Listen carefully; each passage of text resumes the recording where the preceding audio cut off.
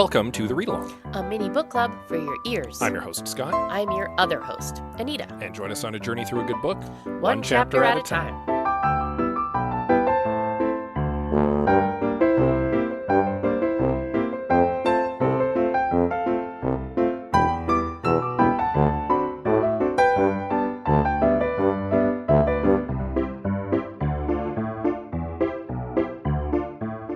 Do you like talking about movies? Do you like talking about mediocre movies? Do you like talking about how you could have fixed mediocre movies? Well, I certainly do, and you can listen to me, Scott C. Bourgeois, along with my co-hosts Greg Beaver and Liam Creswick, as we give our notes in I Have Some Notes. You can follow it now on your podcatcher of choice or support it by visiting patreon.com/I Have Some Notes.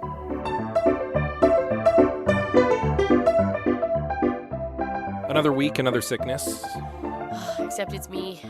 Yeah, Anita managed to dodge so many bullets coming out of December and into January. And I tried so hard. finally took one, and now she's the one who's all stuffy and gross. Me. Yeah, apparently my immune system, even though I tried my best, can only handle the bombardment of being coughed on by small children for so long. Indeed. And then finally I succumbed to the flu. Sad fate for Anita. And I've been fighting it for a solid week now, because we record on Mondays. And I was good on Monday, most of it, until, I don't know, about 3 o'clock in the afternoon. Yep. And then I tanked, and then I was out for 2 days. Yep. Like, I was so sick. And then I was good for like a day and a half, and then I crashed again for the weekend. Yep.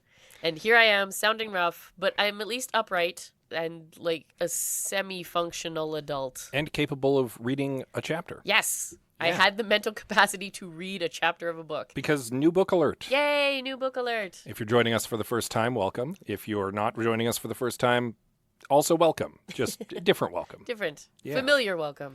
So we're diving into City of Others by Jared Poon. I'm sure it has new book smell. I can't smell anything. Fair enough. Jared Poon, in the Meet the Author section, says he's a philosopher, futurist, and facilitator working with governments in Southeast Asia and around the world to improve policymaking through storytelling, imagination, and co-creation, which sounds really cool. Yeah. And apparently brought some of that Southeast Asian flair to this book. Something to look forward to, I think. Well, because the book takes place in Singapore. Yeah. And obviously it's the like mystical, magical, I don't know, I don't want to call it the underside of Singapore because that doesn't seem right. But it's that magical side of Singapore. So Yeah. Well, in a pseudo-fictional way. for me, this is going to be kind of like when we read Black Leopard, Red Wolf some time ago at this That's point. a number of books ago now, yeah. But it was introducing us to a different kind of mythology and a different kind of, I don't want to exactly say culture, but like folklore. But sort of, Yeah. And I'm kind of looking forward to the Southeast Asian folklore and Me too. and mythology and occultism that's going to be in this. So I don't recall if I have ever said this on the podcast. I might have. I have a quite a collection of fairy tales and folk tales it's true. because I am really fascinated by not just the stories of like my heritage, but of other people's heritage. I love folklore and fairy tales. It says a lot about people, right? Yeah. And a culture. And so I find that fascinating. And it's why I love to read books like this, because it's the insight into what other people know about, right? What their fantastical things are. It's always fascinating. Yeah. And to be clear, you've been collecting folklore and fairy tales since you were like a kid. Oh, yeah. I blame my one aunt, actually. She bought me a book of bedtime stories. Mm-hmm. And it was supposed to be a story for every night of the year. So there's like 365. I have one of those, but for horror stories. Of course you do. Yeah. And that's how it started, because I had all these wonderful fairy tales. And then more books would show up. It would be like Tales from Around the World. And like I have this enormous book of fairy tales. That's just, it's one of those big, heavy coffee table books. Yep. Like I could hurt somebody with it if I wanted to. Oh, yeah. Yeah. And I have a small little library of them, and I love them. They're great. So I'm talking in circles now about how much I love fairy tales. No, that's good. It's good to let our listeners know a little bit about you, too. Aw. It's true. Hopefully, if you're a longtime listener, you know a little bit about us by this point. One would hope. One thing you should know is that we don't have a chapter to recap for this one because we're going into Chapter 1. So how about we just get into it with Chapter 1 of City of Others by Jared Poon. Yes, let's.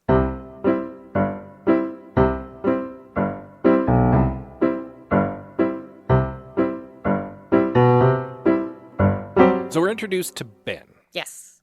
Our protagonist, Ben. Yeah, Benjamin Toe. He works for DAEUS, Yes. the Division for Engagement of Unusual Stakeholders with the Singapore government. Yes. And we learn very quickly that apparently in this alternate magical history of this urban fantasy, when other governments were in the process of kind of setting themselves up in the post-World War II Era. and were kind of like ghost-busting their various occult problems, Delta greening them under the table, keeping the public kind of in the dark about it, Singapore was like, no, if we want to stand alone as our little nation, we need to like incorporate these people into helping fuel the economy and stuff. We need as many as we can get. Yeah, so People or otherwise. They made all of these shadowy beings that live in the kind of nooks and crannies of the world into citizens. Yeah. But they still do want to keep the public kind of in the dark about them. So this whole separate bureaucracy was put together to just kind of like quietly manage them. Yeah, more or less. And keep things on the DL. Yeah, with nods to the very real colonialism of the area, right? How things were set up by the British government. Kind of, yeah. Right? So there's that nod to like, I don't want to say dry British humor, but that's the only term that comes to mind right now. Yeah.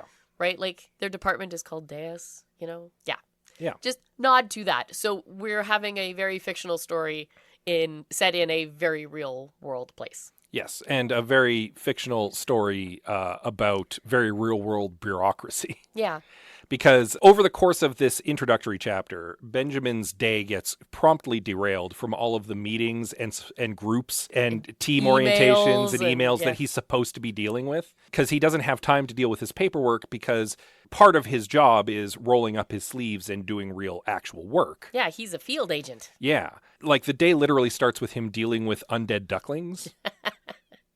Which made me laugh. And it's the idea of these angry little undead ducklings. Not because they're a problem, but largely because they're unlicensed and someone's trying to change ownership of them. Yes.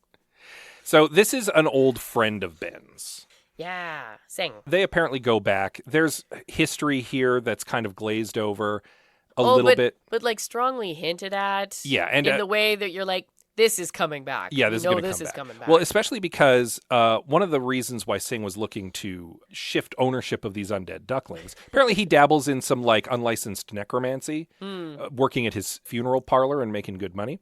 He wants to give them to his nephew because his nephew is trying to like get into a relationship with this djinn being magical creatures, obviously. Of course, yeah. And this could be good for the family. So he thought like having a couple little undead servitors might help his standing. And Ben's just like, dude, no. Okay. He's like, let me list for you the reasons why this is a terrible idea. In many ways, he likens it to handing the kid a loaded gun. He's just like, no, don't do this. This is a bad idea. This is a terrible idea. It's going to cause problems. Maybe just let the two kids work it out with their families. And also, I'll see if I can put in a good word somewhere. And Sing's like, you always come through for me, buddy. And these like angry little possessed ducklings. Yeah. Which is interesting because a little later on in the chapter, the new intern shows up. And the new intern is a young djinn girl. And Ben's half djinn girl, yes. But because he didn't get the details about this whole relationship setup, he's like, this couldn't possibly be the girl Singh was talking about. And I'm like, it absolutely is the girl that Singh was talking about. 100% it is. Yeah, there's no question Guaranteed. that that's the girl. Yep. Because this seems like the kind of world where coincidences just don't happen. Not like that. No. No. But we are also introduced to the rest of Ben's team. Yeah. Because he works with a little department. One of them is kind of psychic, Jimmy. Jimmy the psychic. Yeah, who basically every morning he looks at a map of Singapore and does a little crystal dowsing and figures like, out problems over here, something over here. There's also May, who is like a no-nonsense, all-business wizard. The word he used was, I hope I pronounced this correctly, bomo, which I haven't looked it up, and I should. We should, for next chapter. Yes, we should.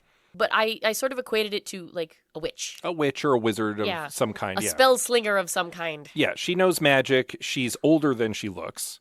And the intern And is she's told, fabulous. do not ask about that. And the I reason, like her already. Yeah, and we're quickly kind of plunged into the thick of things with them when they're trying to get rid of Ghost Cat Ghost cat. in like a side room of the office that they've apparently been trying to catch for a while. Apparently. But they finally cornered it and then quickly discover it's not a ghost cat.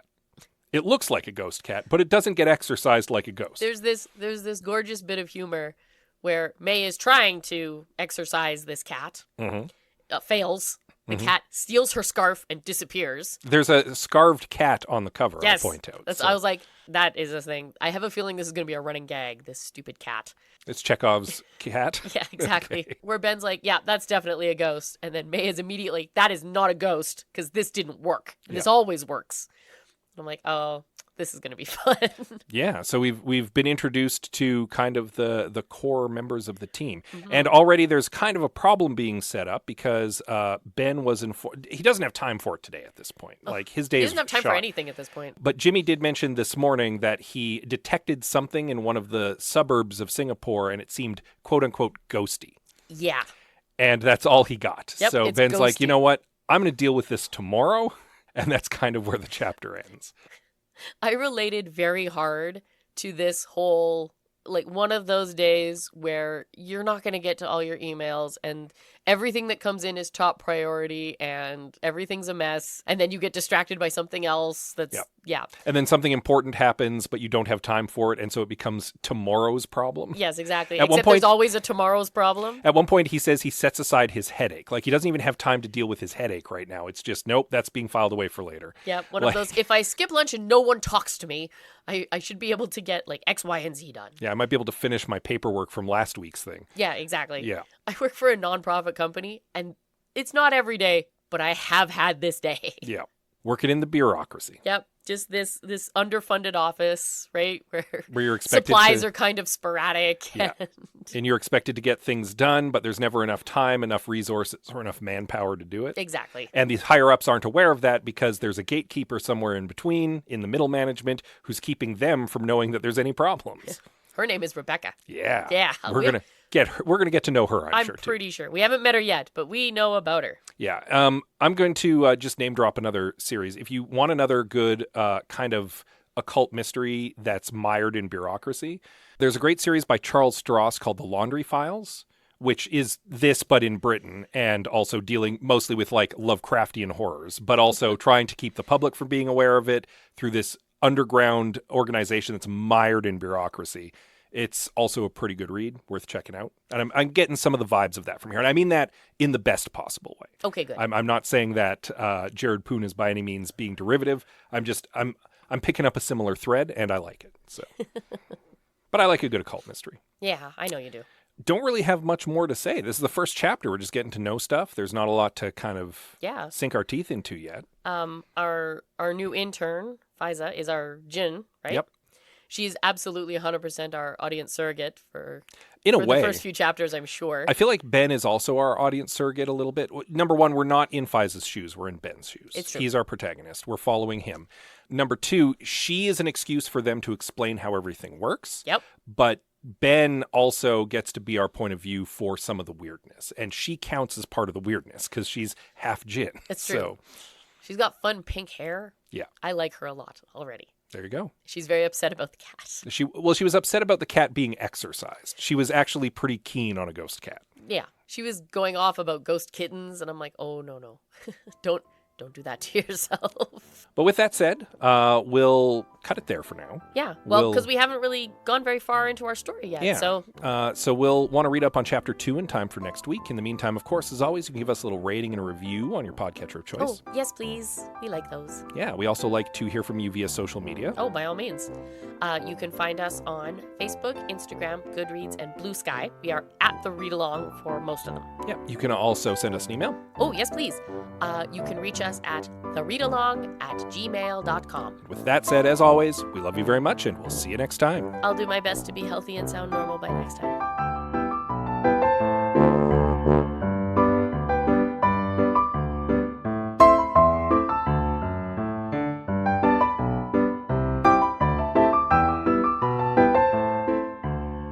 Thank you for joining us on The Read Along with your hosts Anita and Scott C. Bourgeois. All Read Along music is by Kevin MacLeod at Incompetech.com. Cover art is by Aaron Beaver. You can reach out to us via Blue Sky, Instagram, and Facebook at The Read Along, join our Discord, or check out our group at Goodreads.com.